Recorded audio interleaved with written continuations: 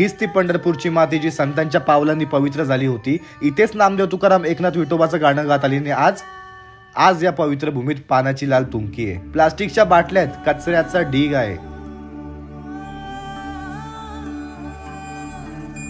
तुम्ही रांग लावता विठोबाला पाहायला, पण त्याच्या पायाशी कचरा टाकता. तुम्ही विठोबाला म्हणता माझ्या घरी आहे, पण त्याचं घर तुम्ही असं घाण करताय. कधी काळी विठोबा तुमच्या प्रत्येक यात्रेत, प्रत्येक वारीमध्ये सहभाग होत होता, पण तुमच्या या सवयींनी त्यांचं मन तुटलं आणि एक दिवस तो निघून गेला. आज गाभाऱ्यात उभा आहे तो फक्त एक दगड, जिवंत विठ्ठल नाही. तुम्ही गोंधळ घालता, धक्के देता, पानं दुमता आणि मग विठोबाच्या डोळ्यात पाहता, पण तो देव तुम्हाला पाहून नक्कीच मान खाली घालत असेल.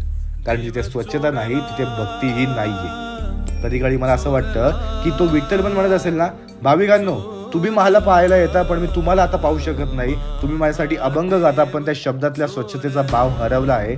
माझं मन इथे उरत नाही, पण मी जात नाही.